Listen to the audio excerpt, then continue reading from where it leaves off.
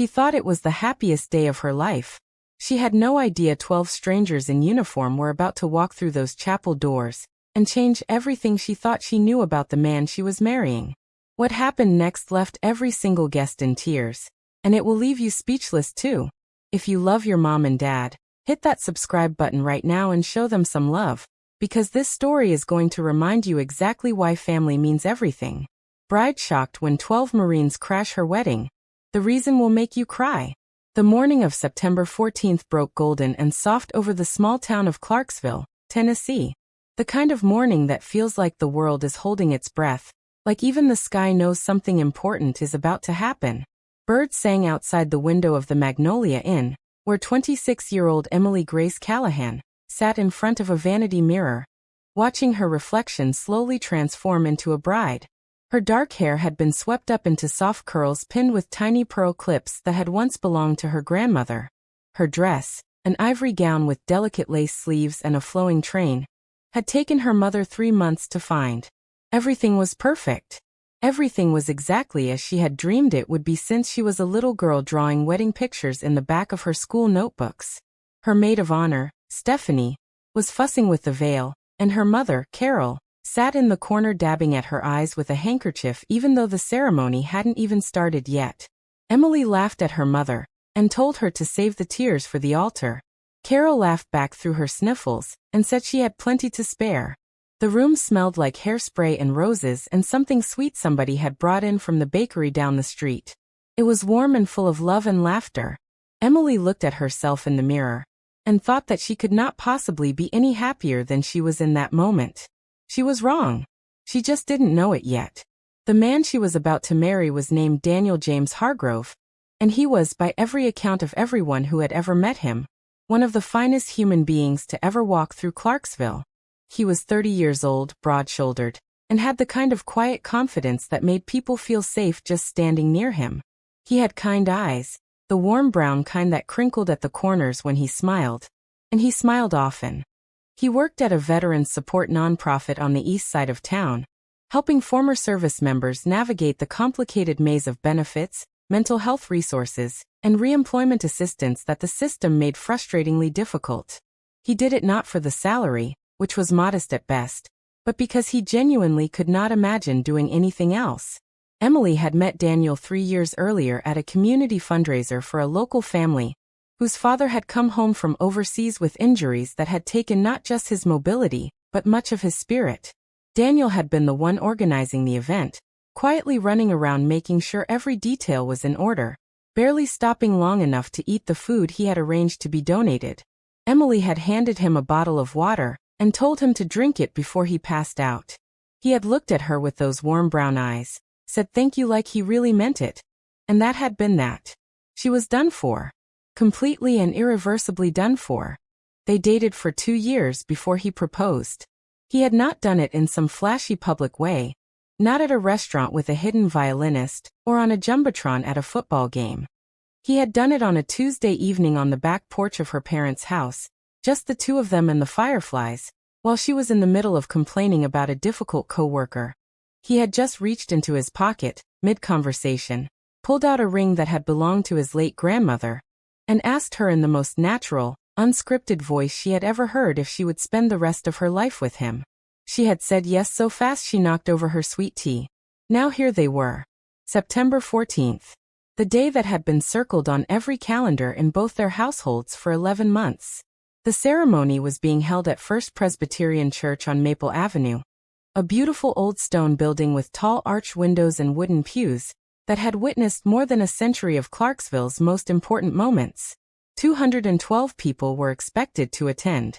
Both families were large and warm and loud in the best possible way. The reception would follow at Riverside Hall, where a band had been hired.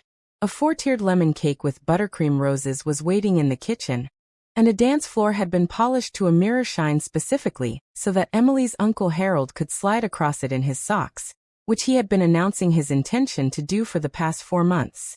Everything was in order. Everything was planned down to the last ribbon and centerpiece. Nobody had planned for the Marines. The first hint that something unusual was happening came from the church's event coordinator, a meticulous woman named Ruth, who appeared at the door of the bridal suite with an expression on her face that Emily had never seen before and could not quite read. It was somewhere between flustered and awed, like a person who had just witnessed something they didn't have a category for. Emily noticed her expression in the mirror and turned around. "Ruth, what's wrong?" "Nothing is wrong," Ruth said carefully, which immediately made everyone in the room feel that something might in fact be wrong. "Nothing is wrong at all. There are some people here who would like to attend the ceremony, and I wanted to make sure that was all right with you before I seated them." Emily frowned slightly. "What kind of people? Did someone bring extra guests?" "Not exactly," Ruth said. Then she paused. Then she said, "There are 12 United States Marines outside the church, in full dress uniform, and they say they are here for Daniel." The room went very quiet. Emily stared at Ruth for a long moment. Then she looked at Stephanie. Then she looked at her mother. None of them had any idea what to say. In the 11 months of wedding planning, in every conversation and every meeting and every decision made about this day, Daniel had never once mentioned anything about Marines coming to the wedding. He had never served in the military himself.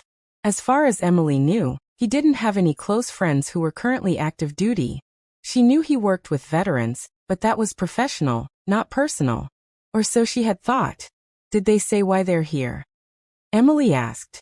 "They said they were invited," Ruth said. "But not by the bride or the groom."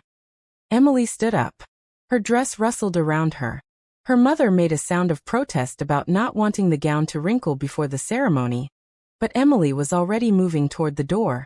She walked down the carpeted hallway of the church, past framed portraits of past pastors, past arrangements of white flowers that she herself had approved, and pushed open the side door that led to the small courtyard beside the building. They were standing in 2 rows of 6.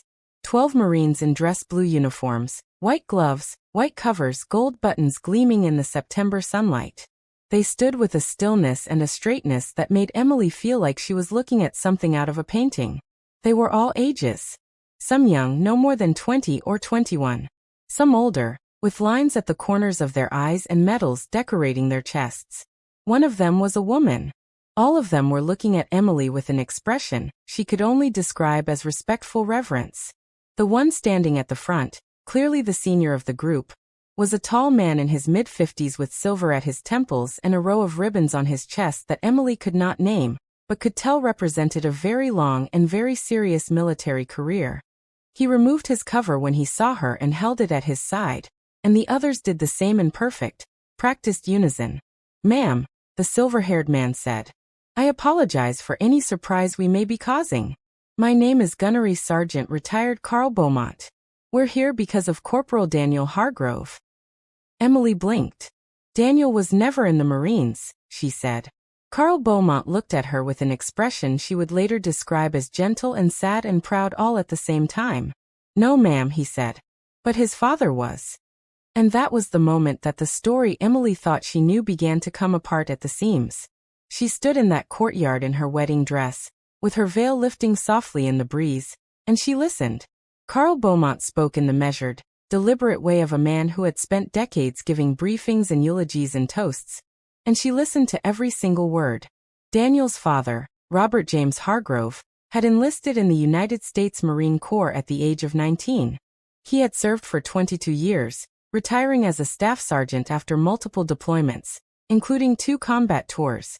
He had been, by every account of the men and women who had served alongside him, an extraordinary Marine, and an even better man. He had been the kind of leader who remembered everyone's birthday, who wrote letters home on behalf of younger soldiers who struggled to find the words, who had once carried a wounded comrade 4 miles through hostile terrain on nothing but sheer determination and refusal to leave anyone behind. Robert Hargrove had died 18 months ago. Pancreatic cancer, swift and merciless, the way that disease almost always is. He had gone from diagnosis to death in less than 4 months.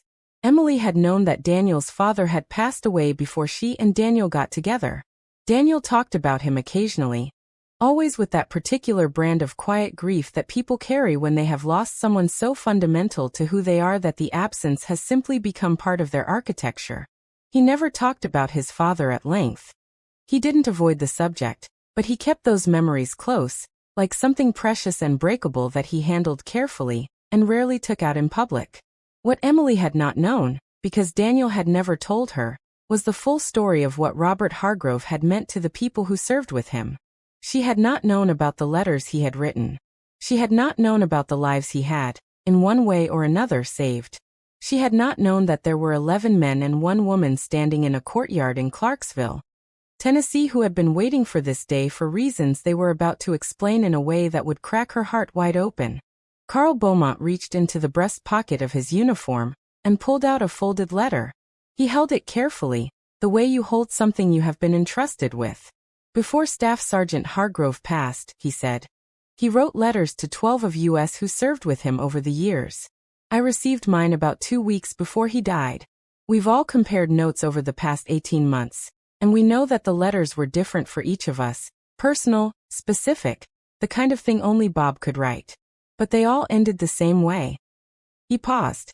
He asked us to do one thing for him. He asked us to show up to his son's wedding. He said he didn't know when it would be. He said Daniel hadn't found the right person yet, but that when he did, he would know, and so would we. He asked us to be there in his place. He asked us to stand witness for him because he knew he wouldn't be able to do it himself. Emily could not speak. Carl Beaumont continued. He said his biggest heartbreak about dying when he did wasn't that he wouldn't see his son get married.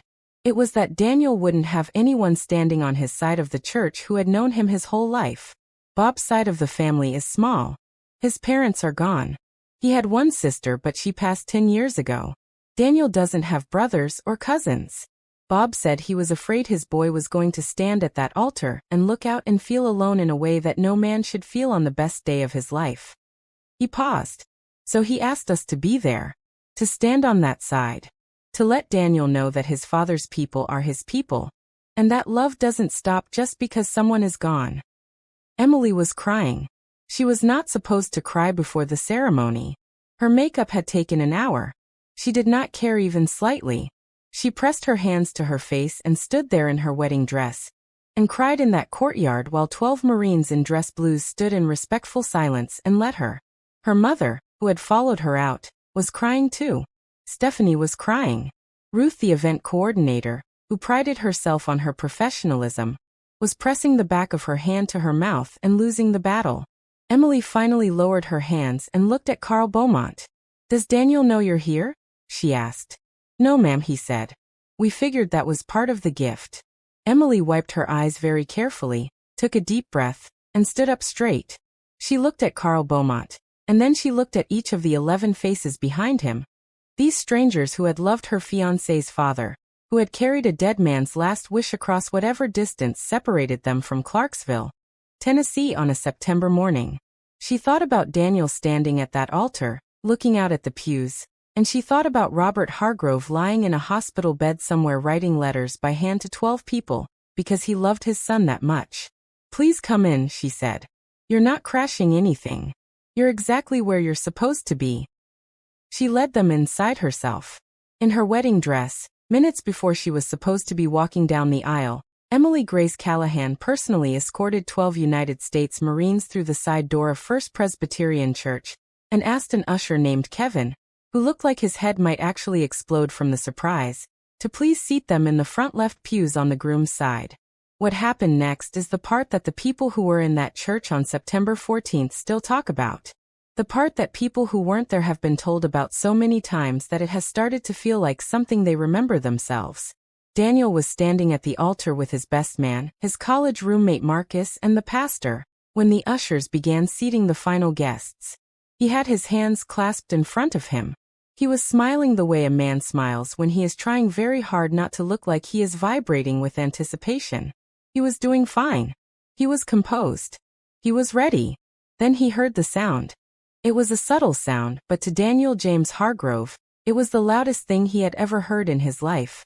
It was the particular, unmistakable sound of dress shoes on a hardwood floor. Military precise footsteps moving in organized formation. He heard it and his head turned before he even consciously understood why. He looked toward the groom's side of the church. He saw the uniforms first.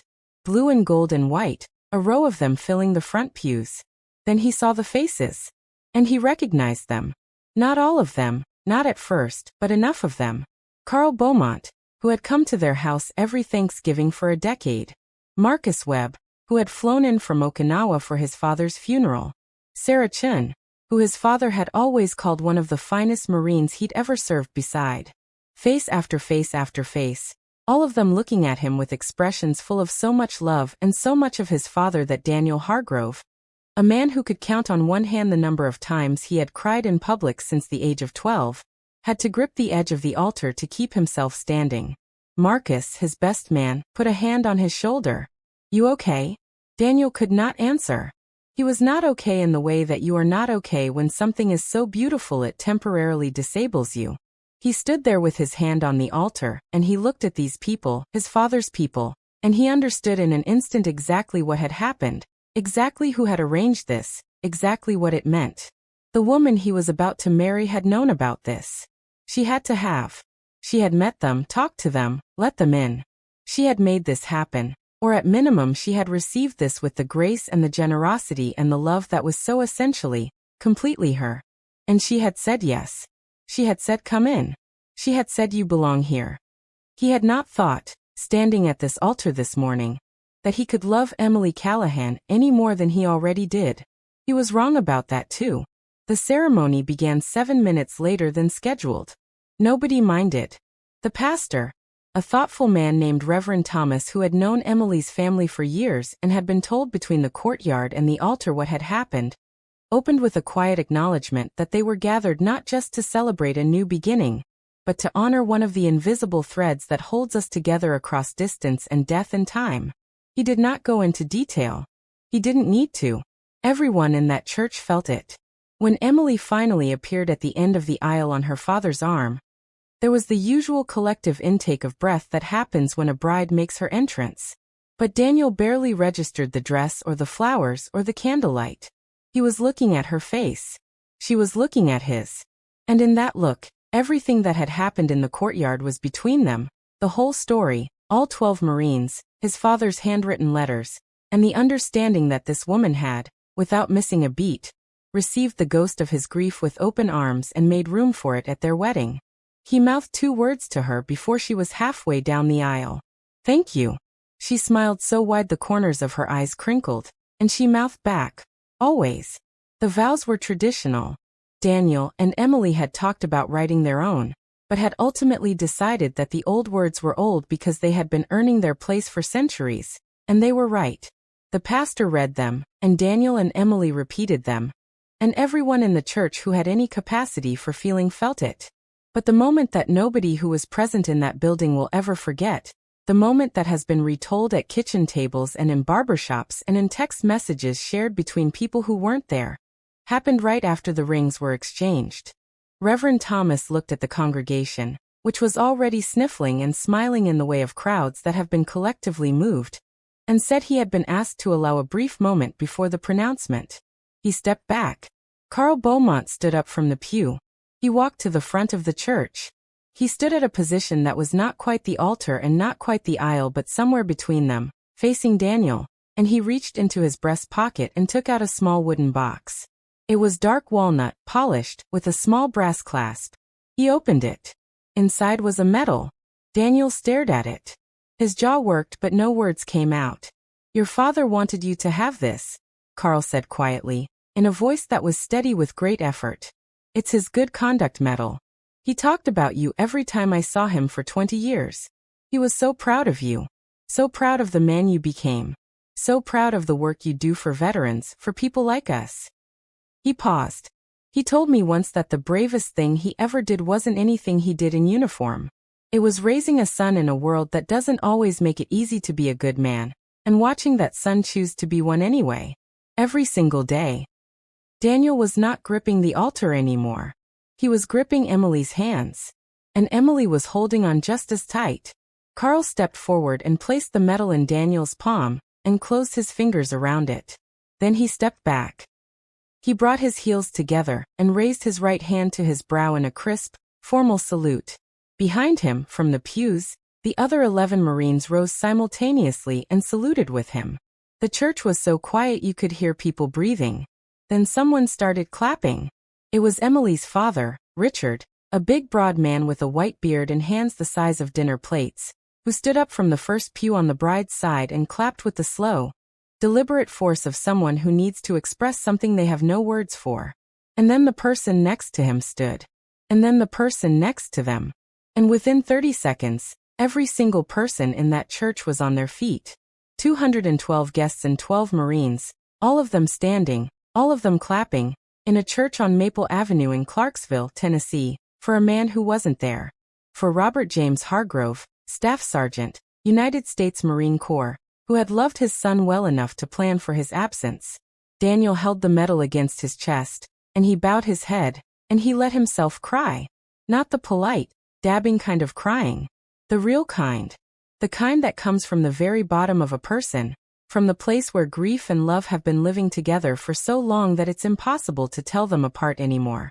Emily put her arm around him and held him right there at the altar, in front of everyone, in front of the 12 Marines still standing at salute, and nobody looked away because nobody wanted to. After a long moment, Daniel looked up. He looked at Carl Beaumont, who had lowered his salute but had not moved. "He wrote you a letter," Daniel said. It was not a question. "He wrote all of us letters," Carl said. Daniel nodded slowly. "That sounds exactly like him." "It does," Carl agreed. And for a brief moment, both of them smiled the same smile, the smile of people who share the particular privilege of having known someone who was genuinely wonderful. Then Reverend Thomas gently cleared his throat and suggested, with the warmth and timing of a man who truly understood his job, that perhaps they should conclude the ceremony, so they could get to the celebrating. Laughter rippled through the church. Daniel laughed. Emily laughed. The Marines sat back down. And Reverend Thomas looked at Daniel James Hargrove and Emily Grace Callahan and said, by the power vested in him, that they were husband and wife. The reception at Riverside Hall was, by unanimous agreement of everyone who attended, the greatest party Clarksville had seen in at least 2 decades. The band played. The lemon cake was consumed down to the very last crumb. Uncle Harold did his socks slide across the dance floor, and received a standing ovation that he would discuss with tremendous pride for the rest of the year. Toasts were made, some funny, some tearful, most somehow both. The Marines stayed for all of it. Carl Beaumont danced with Emily during one of the slower songs and told her stories about Robert Hargrove that she could not wait to tell Daniel later. In the quiet of wherever they ended up that night. Stories she knew he would hold carefully and treasure. Sarah Chin sat with Daniel's elderly Aunt Margaret and talked for an hour. And whatever they talked about left them both laughing hard enough to attract the curious attention of nearby tables. The youngest Marine, a 22-year-old from rural Georgia named Private First Class Tommy Akers, who had never met Robert Hargrove, but had been stationed with Carl, and received a letter explaining who Bob was and what this day meant, spent most of the reception talking to Emily's teenage cousins about what it was like to be in the Corps, and judging by their expressions he had recruited at least 2 of them. At some point in the evening, when the music had slowed and the crowd had thinned slightly and the candles on the tables had burned low, Daniel slipped away from the dance floor, and found a quiet spot on the terrace outside. He stood there in the warm September night, holding his father's medal, looking up at a sky full of stars. Emily found him a few minutes later, and stood beside him without saying anything, which was one of her greatest gifts, the ability to simply be present without filling silence unnecessarily. They stood there for a while, together, looking up. Then Daniel said quietly, "He would have loved you." "I know," Emily said. And somehow she did. "He would have told embarrassing stories about me all night." "I know that too." "He would have cried at the ceremony." "The whole room would have been in good company," Emily said. And Daniel laughed, soft and real and healing in the way that laughter sometimes is when it comes after tears. They went back inside. They danced their last dance. They cut the cake and fed it to each other with slightly more precision than most couples manage, because Emily had made a private bet with Stephanie about whether Daniel would smash it in her face, and she had bet correctly that he would not, because Daniel Hargrove was, fundamentally, a gentleman. At the end of the night, when the guests were gathering coats and exchanging hugs and the band was playing its final song, Carl Beaumont found Daniel near the door. The 2 men shook hands, and then Daniel did something that surprised Carl. He pulled the older man into an embrace, the kind that only happens between people who recognize each other's grief. and held it for a long moment. When they separated, Daniel said, "Will you tell me about him? Not just tonight. I want to know what he was like before he was my dad. Before I was old enough to pay attention. The things he never would have told me himself." Karl Beaumont looked at this young man who had his father's eyes and nodded slowly. "We'll set up a time," he said. "All 12 of us if you want. We've got stories." "I want all of them," Daniel said. Karl nodded again. He put his cover back on his head with practiced precision, adjusted it until it was exactly right, and then he walked out into the September night. 11 others followed him. They moved with the same quiet dignity with which they had arrived, unhurried and deliberate. A formation of 12 people who had made good on a dead man's last wish, and done it with the kind of grace that doesn't require acknowledgement. Daniel watched them go. Emily stood beside him, her hand in his, her head resting briefly against his shoulder. "How did you know to let them in?" he asked. "I didn't know anything," she said. "Ruth told me 12 Marines were outside asking for you. And I just thought, if your father was involved in this somehow, then there was no world in which I was keeping them out of that church." Daniel looked at her. "How did you know it was my father?" "I didn't," Emily said simply. "But I knew that whatever it was love. And love belongs at a wedding." He kissed her forehead. She squeezed his hand. They turned back to the room, to the remaining guests, to the life that had just officially and irrevocably begun. And they walked back in together. There is a photograph from that evening that Emily's photographer captured without either of them knowing. It shows the moment, just after Reverend Thomas pronounced them married, when Daniel pressed his forehead briefly to Emily's and closed his eyes. He is still holding the wooden box. His hand is tight around it. Emily's hands are on his face. The 12 Marines are visible in the pew behind them, slightly out of focus, dress uniforms catching the light. It is not a posed photograph. It is not the kind of shot on any wedding checklist. It is, without any competition, the most extraordinary photograph Emily has ever seen. She had it printed large and framed, and it hangs now in the hallway of the home she and Daniel share. And every person who sees it for the first time asks about it, because there is something in it that demands an explanation. Something in the way it looks both like an ending and a beginning, and like an act of love so large it barely fits inside a frame. The story of those 12 Marines spread through Clarksville the way stories spread in a small town, which is to say quickly and thoroughly, and with the kind of embellishment that any good story deserves. By the end of the week, the local paper had run a piece about it. By the end of the month, a regional TV station had done a short segment. Within 2 months, the story had traveled far outside Tennessee, and was being read and watched, and shared by people who had never heard of Clarksville, and never expected to care about a wedding that had nothing to do with them. They cared because stories like this one have a way of touching something universal, something about fathers and sons, about love that doesn't end at death, about strangers who show up because they were asked to by someone who trusted them. Robert Hargrove trusted 12 people with the most tender thing a parent can feel, the ache of knowing you will not be there for the moments your child has been building toward. He wrote 12 letters. He asked for one thing, and 12 people showed up, in their finest uniforms, and gave it to his son.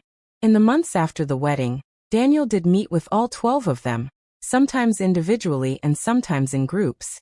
Karl Beaumont became a regular presence in Daniel and Emily's life. He came for Thanksgiving that first year, and brought a sweet potato casserole that he warned everyone was his late mother's recipe, and therefore not to be adjusted or criticized in any way. It was extraordinary. He was welcomed back for Christmas. By the second year, he was simply, unquestionably, family. Sarah Chun exchanged emails with Daniel over the course of many months, sharing memories and photographs she had from deployments, things Daniel had never seen. His father at 28 in the middle of a foreign desert, squinting into the sun and laughing at something off camera. Daniel printed that photograph too. It went on the same hallway wall. Tommy Akers, the youngest Marine from Georgia who had never known Robert Hargrove but had shown up anyway, sent Daniel a handwritten note a few months after the wedding saying that being at that ceremony had changed something in him. That he had gone back to base thinking differently about what it means to serve, and what it means to leave something behind. He said he wasn't sure he was saying it right. He said he thought maybe Daniel would understand anyway. Daniel wrote back immediately. They have been corresponding ever since. Emily became pregnant in the spring following the wedding. When they found out, she called her mother first and then watched Daniel call Carl Beaumont. She had not suggested he call Carl. He just did it, naturally, without thinking, the way you call the people who are family when something wonderful happens. Carl cried. He was not remotely embarrassed about this. They named their son Robert. Robert James Hargrove II, which is perhaps the most straightforward thing in this entire story, the simplest and most direct act of love. Robert James Hargrove II was born on a Thursday in November, healthy and loud and entirely unimpressed by the significance of his arrival. In the practical way of babies, he has his grandfather's eyes. Warm brown, the kind that crinkle at the corners when he smiles. He smiles often. Daniel holds his son sometimes and thinks about his father writing those 12 letters. He thinks about the faith it required, the faith that the people he wrote to would show up, that the wish would be honored, that love is worth making provisions for. He thinks about his father lying in a hospital room knowing that the time was short, and choosing to spend some of that time making sure his son would feel loved on the best day of his life. Even in his absence, even from wherever it is that people go. He thinks it is the most heroic thing his father ever did. Not the deployments. Not the medals. Not the 4-mile carry through hostile terrain, as extraordinary as that was. This. The letters. The ask. The faith. Because it is easy to love people when you are present. The harder and rarer thing is to love them so thoroughly, so completely, so inventively, that you figure out how to do it even after you are gone. Robert James Hargrove figured that out. And 12 people made sure his son knew it. That is the whole story. Or at least, it is all the story that can be told in words, because some part of it lives in the space between things. In the look Daniel gives Emily when he thinks she's not watching. In the way Carl Beaumont sits at their Thanksgiving table, like he has always been there. In the sound of baby Robert laughing in the next room. In a wooden box on a shelf in a hallway full of photographs that tell the story of a family that is held together by love across every kind of distance. On the first anniversary of the wedding, Emily arranged for all 12 Marines to come back to Clarksville. Not for anything formal or ceremonial. Just for a cookout in the backyard, the kind with a too big grill and paper plates and someone's playlist getting quietly argued over. They came. All 12 of them. Some with spouses. Some with kids. Tommy Akers brought his girlfriend. Carl brought the sweet potato casserole, which again was not to be criticized. They spent the afternoon and evening together. This accidental family built from grief and letters and dress blue uniforms, and a bride who opened a side door and said you belong here. They told stories. They laughed too loudly in the way of people who are comfortable with each other. The children ran around the yard in the low golden light of the afternoon while the adults sat and talked and ate, and were simply present together, which is the best thing people can do for each other, and the hardest to make time for, and the most worth it when they do. At one point in the evening, when the fireflies had started and the sky had gone that particular shade of blue that is almost purple, Daniel stood up from his lawn chair and raised a paper cup of lemonade. Everyone went quiet. Daniel looked around at all of them, at his wife with the baby on her hip, at Carl Beaumont with his silver temples catching the last light, at Tommy Akers who had driven 8 hours to be there, at all of them, and he said simply, "Dad would have loved this." Nobody disagreed. They drank their lemonade. The fireflies continued doing what fireflies do. And the night went on, warm and full and lit from within by the particular glow that only happens when people who love each other are in the same place at the same time. Which is the closest thing to a miracle that ordinary life reliably offers. Robert James Hargrove planned for one day. His people gave his son a lifetime. And a bride in an ivory dress, who had been told 12 Marines were outside the church and had not hesitated for a single moment, had made it all possible. That is the story of Emily and Daniel and the 12 Marines, and the father who loved his son from the other side of everything. If this story moved you, if it reminded you of someone you love, if it made you want to call a parent or a child or an old friend you have been meaning to reach out to, then do that right now. Put the phone down and pick it up again and dial that number, because Robert Hargrove, who wrote 12 letters from a hospital bed, would tell you that the time you think you have is shorter than you believe, and the love you have to give is bigger than you know, and the only real mistake is waiting. And before you go, we want to ask you something. Drop it in the comments right now. Where are you watching from? Which part of this beautiful country are you in right now? Are you watching from the south, from a small town in Tennessee not so different from Clarksville? Are you up in the northeast, in a city full of people who each carry their own invisible stories? Are you out west, somewhere wide and open where the sky goes on forever? Are you in the Midwest, in the heartland that holds this country together in ways it doesn't always get credit for? Wherever you are, drop your state, drop your city, let us know you're out there. Because this community is built by people like you, people who show up for a story, people who believe that love is worth talking about and worth honoring and worth sharing. Just like Robert Hargrove believed. Just like those 12 Marines proved. Just like Emily showed us all when she opened that door.